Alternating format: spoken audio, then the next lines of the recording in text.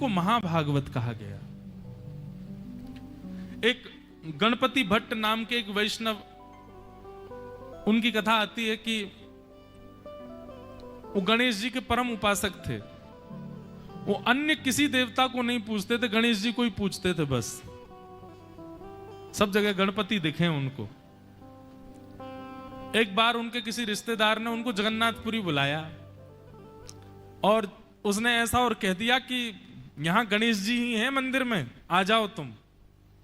तो वो आदमी अपनी पूरी व्यवस्था करके जगन्नाथपुरी पहुंच गया। बिल्कुल सत्य घटना है। अब जैसे जगन्नाथपुरी पहुंचे महाराज, तो वहां जाकर के उन्होंने पहले सबसे पूछ करके विश्वास कर लेते, गणेश जी है ना भीतर? बोले हाँ। मेरा अनन्य भाव नहीं छूटना चाहिए, किसी अन्य देव को नहीं देखता मैं केवल गणेश जी को देखता हूं। तो इनकी भक्ति में थोड़ी सी एक कमी ये थी कि अन्य देव को देखते भी नहीं थे। उसको सुधारने के लिए और इनके अनन्य भक्ति से प्रसन्न होने के लिए जगन्नाथ जी ने इनको बुलवाया था। तो मंदिर में दर्शन करने के लिए भीतर जाने लगे, तो वहां पर श्री कृष्ण गोविंद हरे मुरारे कीर्तन होने लगा। उन्होंने कहा, बोले कि एक बात बताओ, ये गणेश जी का मंदिर है, तुम यहां कृष्ण का कीर्तन क्यों कर रहे हो? तो किसी ने कहा, बोले अरे तुमको किसी ने पागल बना दिया। बोले गणेश जी का नहीं है, साक्षात ब्रज उर चंदन नंद नंदन श्री कृष्ण ही जगन्नाथ जी हैं, वही विराज रहे यहां पर। महाराज, मंदिर के गर्भगृह के सन्मुख पहुंचने से पहले उनको यह पता चल गया गणेश जी नहीं, वहीं से भाग गए।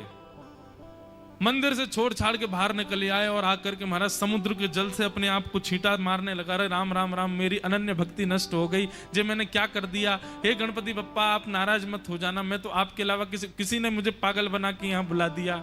रुदन करने लगे। श्री जगन्नाथ जी इतने प्रसन्न हो गए उनके इस भाव से। बोले कैसी अनन्यता है। सोई ठाकुर जी एक बालक का रूप धारण करके गणपति भट्ट के पास पहुंच गए। समुद्र किनारे बैठे थे, रो रहे थे। बालक ने आकर के कहा, भैया तुम रो क्यों रहे हो? बोले मेरा पूरे जीवन की अनन्य भक्ति मेरी आज नष्ट हो गई। मैं गणेश जी के अलावा किसी को नहीं देखता, मुझे किसी ने यहां भेज दिया है। अब मैं इनको देखूंगा तो मेरी भक्ति नष्ट होगी। अब मैं कैसे क्या करूं मैं? अरे मैं अन्य देव के नगर में भी क्यों आ गया? जगन्नाथ जी बालक के रूप में गए। बोले अरे तुम गणेश जी का दर्शन नहीं करोगे तो भी तुम्हारी अनन्यता टूट जाएगी। देव दर्शन ना करने से भी अनन्य भाव टूटता है। और तुमको किसी ने पागल ये बना दिया है कि अंदर जगन्नाथ जी जो हैं वो कृष्ण, वो गणेश जी ही हैं। बोले मैं किसकी बात मानूं? कोई तो कहता वो कृष्ण है, तुम कह रहे हो वो गणेश जी हैं। बोले तुमको विश्वास नहीं होता तो चलो मेरे साथ, मैं तुमको दिखाऊं। गणेश जी जैसी सूंड, गणेश जी जैसे कान, गणेश जी जैसा पेट, सब कुछ है ठाकुर जी को, वो गणेश जी ही हैं। गणपति भट्ट बोले देखो मैं चल तो दूंगा लेकिन मैं देखूंगा नहीं, जब तक मुझे विश्वास नहीं होगा मैं दर्शन नहीं करूंगा। आंखों पर पट्टी बांध करके गए, मंदिर में भीतर प्रवेश कर गए। ठाकुर जी स्वयं ही बालक के रूप में गए थे, हाथ पकड़वा करके देखा। बोले लो चढ़ जाओ, ये ब्रह्मवेदी है, इसके ऊपर ये विशाल स्वरूप गणेश जी हैं, देख लो, स्पर्श करके देख लो। सबसे पहले हाथ मुख के ऊपर लगाया तो महाराज लंबी नाक सूंड जैसी उनके हाथ में आ गई। ओहो दूर दूर तक जा रही है। सूंड हाथ में आती प्रणाम किया। ठाकुर जी अपनी सूंड से उनके सिर गुदगुदाने लगे। जगन्नाथ भगवान आंखों पे पट्टी बंधी है, देख नहीं रहे हैं। प्रणाम करके बोले इतनी जल्दी विश्वास नहीं करूंगा, अभी मैं और अपने गणेश जी के गुण देखूंगा, वो होंगे तो ही पट्टी खोलूंगा। यहां पर हाथ लगाए तो बड़े बड़े कान हाथ में आ गए। फिर प्रणाम किया, जय हो, ये तो गणेश जी ही हैं। वो नहीं नहीं नहीं, एक बार और मैं देख लूं। बोले क्या? लंबोदर, बड़ा पेट होगा तो मेरे ठाकुर जी हैं। पेट पर हाथ रखा, महाराज जेठ में भरने लगे। ठाकुर जी आ ही नहीं पा रहे, इतने विशाल। उसको विश्वास हो गया ये तो गणेश जी ही हैं। और जैसे ही पट्टी खोली तो गणेश जी नहीं थे, वो जगन्नाथ जी थे। भुजा उठाए ठाकुर जी, कारे कारे जगन्नाथ जी खड़े। महाराज कूद गया ब्रह्मवेदी से। अरे मायावी कृष्ण, मेरे को गणेश जी बता करके ले आया मंदिर में और मेरा अनन्य भक्ति तोड़वा दी। ठाकुर जी प्रकट हो गए, अपने हृदय से लगाया। बोले अरे पागल, तेरी अनन्य भक्ति बहुत अच्छी है, इसीलिए मैं तुझसे मिला। लेकिन तेरी अनन्य भक्ति में एक दोष है कि तू किसी देवता को देखता ही नहीं। अगर किसी देव को नहीं देखेगा तो इससे अपराध बनेगा। ठीक है, तू सब में अपने अनन्य एक देव को देख, पर इसके चलते अन्य देवों की तिरस्कार मत कर, अन्य देवों का अपमान मत कर। सबके पास जा, सबको देख, उनके संबंध का दर्शन कर कि उनका संबंध क्या है तेरे इष्ट से, तब तेरी अनन्यता बनी रहेगी। और रही बात, तूने हमारा स्पर्श किया, तूने हमारा आलिंगन किया और तुझे हमसे इतना प्रेम हो गया, आज के बाद जब तक धराधाम पर जगन्नाथपुरी विराजमान है, तो जिस दिन श्री जगन्नाथ भगवान प्रकट हुए उसको कहते हैं स्नान पूर्णिमा। आने वाली है स्नान पूर्णिमा। उस दिन हमारे गिरधर लाल जी भी 108 कलशों से नहाते हैं। उस दिन ठाकुर जी स्नान करते हैं खूब आनंद में। गत वर्ष में आया था तो स्नान पूर्णिमा के आसपास ही आया था महाराज जी के पास दत्त धाम। स्नान पूर्णिमा जगन्नाथ जी का प्रादुर्भाव दिवस है। उस दिन ठाकुर जी का जन्मदिन होता है और उस दिन कलशों से स्नान करने के बाद जगन्नाथ जी सबसे पहला जो श्रृंगार धारण करते हैं वो गणपति भट्ट भक्त के प्रेम के स्मरण में गणेश जी का ही रूप धारण करते हैं। लंबी सूंड, ये बड़े बड़े कान। कभी जगन्नाथ जी का जब स्नान पूर्णिमा पर स्नान, उसके बाद दर्शन करना, टीवियों में भी होते हैं, ठाकुर जी गणपति भेष में दर्शन देते हैं अपने उस भक्त की स्मृति। तो अनन्य ऐसी भक्ति जिसकी होती है उसको महाभागवत कहते हैं। जैसे और देवता चित्त न धरहि, हनुमत से ही सर्व सुख करहि। और देवताओं को चित्त में धारण मत करो, हनुमत से ही सर्व सुख करहि। अब हनुमान जी के प्रति अनन्य भाव रखने वाला, उसके मन में भाव होना चाहिए कि हनुमान जी से संबंध बना करके सबका दर्शन करे। और देवता चित्त न धरहि, तो इस मतलब ये नहीं है कि अन्य देवों को दर्शन मत करो। चित्त न धरहि, चित्त में एक ही देव को रखो, दर्शन सबका करो और सबके दर्शन में संबंध यही रखो कि इनका संबंध किससे है, इनका संबंध श्री कृष्ण से कैसे। अब जैसे श्री हनुमान जी महाराज कृष्णा अवतार में ठाकुर जी की वंशी श्री हनुमान जी ही हैं। ये वंशी का रूप श्री हनुमान जी ने ही धारण किया है, ठाकुर जी के अधर पर बैठे रहते हैं। राम जी को यह चिंता है कि हनुमान जी ने 14 वर्ष हमारी इतनी सेवा करी, अब हनुमान जी को हम क्या दें। तब भगवान की पादुकाओं ने रघुनाथ जी को आज्ञा दी, बोले कि हे भगवान, ये हनुमान जी आपके द्वापर के कृष्णावतार में वंशी के रूप में आएंगे और आप चाहते हैं कि आप इनके द्वारा दी गई सेवा इनको वापस कर सको, इनको कुछ उपहार दे सको। तो उपहार के रूप में आपके प्रदान करने वाले आशीर्वादों में सबसे श्रेष्ठ है आपका अधरामृत। वो अधरामृत आप इनको प्रदान करना है। अपनी कोमल उंगलियों से इनके चरण दबा देना, अपने नेत्र के पलकों से पंखा जल देना। इस प्रकार आप हनुमान जी को सुख देना।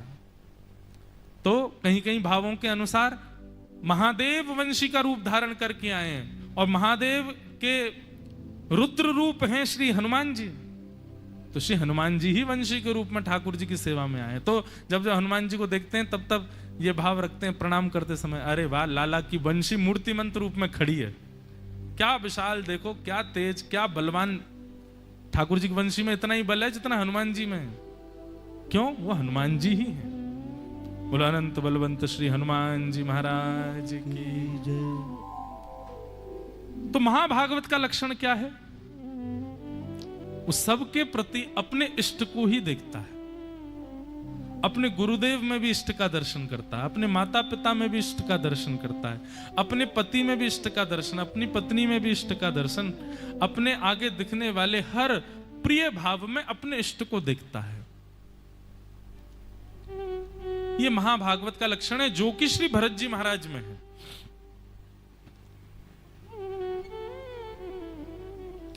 ऐसे महाभागवत श्री भरत जी एक छत्र सम्राट थे पृथ्वी के। एक समय आने पर उन्होंने मन बनाया कि मैं वन में जाकर के अब तपस्या करूं। लेकिन यहां पर एक बहुत सुंदर बात लिखी है कि तस्मिन बाव किलसा एकलह पुलहाश्रमे पवने। वर्णन करते हुए कहते हैं कि भरत जी महाराज ने वानप्रस्थ ग्रहण किया, वन में जाना स्वीकार किया, ये तो अच्छी बात है, परंतु उन्होंने किसी गुरुदेव से आज्ञा लिए बिना इस कार्य को किया। बंधुओं, आप जब गुरु आज्ञा से किसी नियम का पालन करते हैं ना, तो उस नियम को ठाकुर जी या फिर किसी भी प्रकार का भाव उस नियम को तोड़े ना, ये जिम्मेवारी ठाकुर जी रखते हैं। क्यों? क्योंकि बीच में बिचौलिया गुरु है। लेकिन जब हम स्वच्छंद अपने मनोभाव से कोई नियम धारण कर लेते हैं तो उसके टूटने का संभावना 100% होती है, वो टूट ही जाता है। इसलिए सदैव बिना गुरु आज्ञा के, बिना वैष्णव आज्ञा के, बिना संत जनों की आज्ञा के कोई नियम धारण मत करो। और एक और बात, यदि गुरु के मुख से कोई नियम निकल जाए और उसका पालन आपने नहीं किया तो भी अपराध लगता है, उसका पालन भी करना है। भरत जी महाराज के नियम में एक दोष था, क्या? कोई गुरु आज्ञा नहीं थी। उन्होंने किसी से पूछना उचित नहीं समझा। वानप्रस्थ ग्रहण कर रहे थे, किसी विद्वान के पास जाते, गुरुजन के पास जाते, उनसे आज्ञा लेते कि मैं वानप्रस्थ ग्रहण करना हूं, आप आज्ञा करें, वानप्रस्थ के समय मुझे क्या क्या करना चाहिए।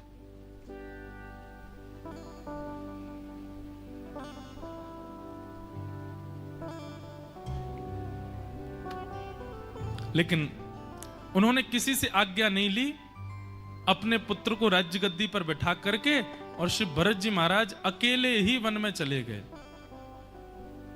और उसका परिणाम, भरत जी महाराज गंडकी नदी के तट पर बैठ करके तपस्या करते थे। एक परन कुटी बनाई थी, उसी में ही रहते थे। खूब दिव्य ठाकुर जी का स्मरण करते थे।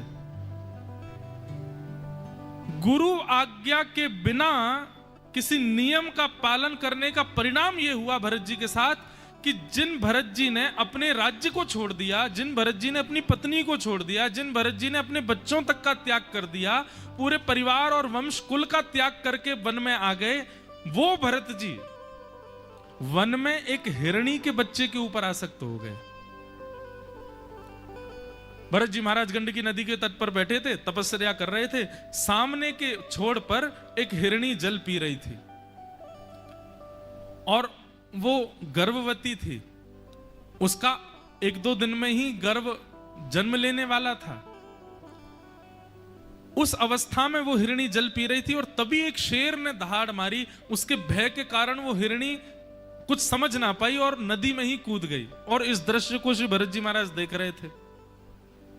भरत जी ने जैसे ही देखा हिरणी नदी में गिर गई, तुरंत भरत जी भी कूदे, परंतु भाव इतना तेज था नदी का कि हिरणी तो नहीं बच पाई, पर बीच नदी में उसने अपने प्रसव को जन्म दे दिया। नन्हा सा हिरण का बालक वो तैरता हुआ ऊपर आया। भरत जी हिरणी को तो नहीं बचा पाए, उस बालक को अंक में भर लिया, किनारे लेकर के आए, उसको वस्त्र आदि पहनाकर अग्नि प्रज्वलित करके उसको थोड़ा ताप दिया, उसको कुछ पवाया,